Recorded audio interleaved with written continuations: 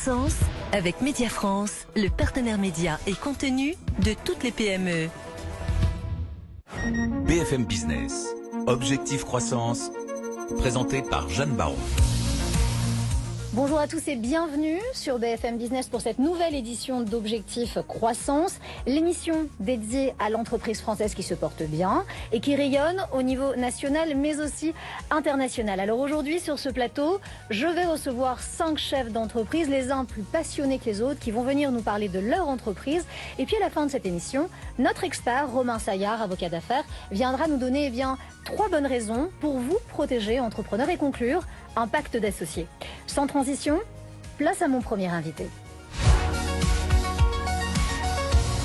Et notre invité aujourd'hui pour Objectif Croissance, Frédéric Zimmer, bonjour et bienvenue. Bonjour. Alors Frédéric Zimmer, aujourd'hui avec vous, nous allons parler de la société que vous venez de lancer et qui s'appelle Valosim. Mais avant, il faut savoir que vous avez connu beaucoup de métiers déjà dans votre vie.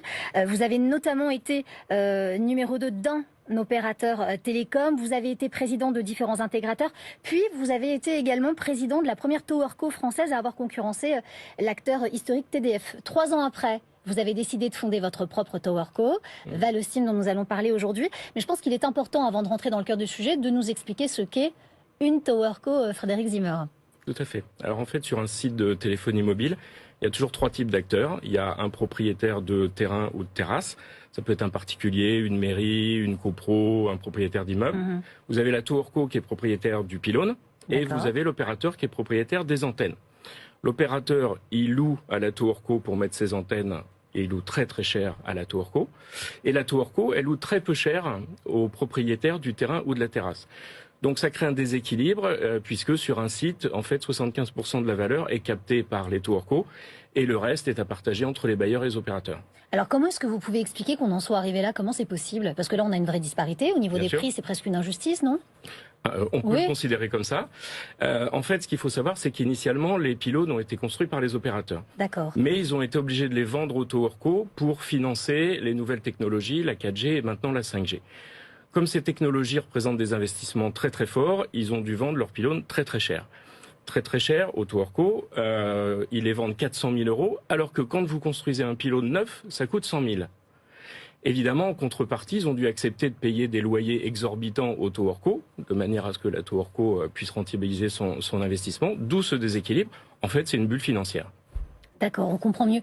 Est-ce que vous pensez que Valosim, et pardonnez-moi de vous poser cette question, mais est une TowerCo de plus, ou est-ce que vous sortez indéniablement du jeu? Alors justement non, parce qu'on considère que quand un acteur capte à lui seul 75% de la valeur, c'est pas quelque chose de pérenne. Bien sûr. Donc nous avons créé un modèle simple et beaucoup plus équitable.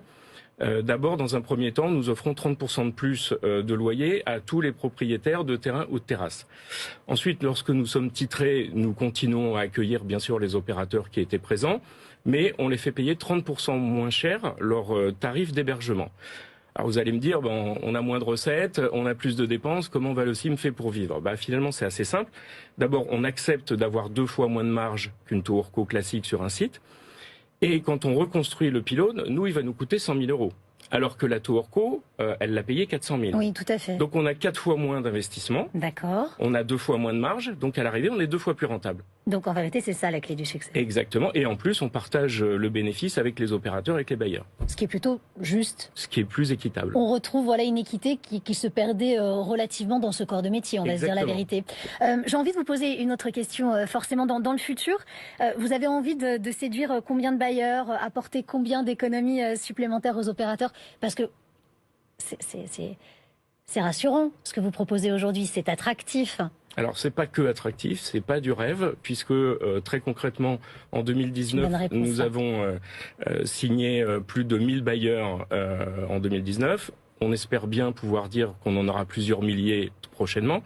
Et puis côté opérateur, là c'est très concret, puisque avec nos différentes offres, on est capable de leur faire des économies entre 20 et 50 millions d'euros par an et par opérateur. Ça, c'est pas rien. Hein. Donc vous imaginez, dans le contexte actuel, post-Covid, pour les propriétaires, avoir 30% de recettes en plus, et pour les opérateurs, qui vont avoir des très gros investissements à faire sur la 5G, leur apporter des économies de telle nature. On est très optimiste sur le futur. Donc, il faudra compter avec Valosim dans le futur. Je pense. Et ça, on vous le souhaite vraiment. Merci beaucoup. Merci beaucoup, en tout cas, Frédéric Zimmer, d'avoir été notre invité aujourd'hui. C'était très intéressant. Vous nous avez vraiment éclairé sur les Towerco et sur votre corps, le cœur de métier que vous pratiquez. Et vous avez lancé donc ces Towerco dont on n'a pas fini d'entendre parler et qui s'appelle Valosim. Merci d'avoir été avec nous. Merci beaucoup.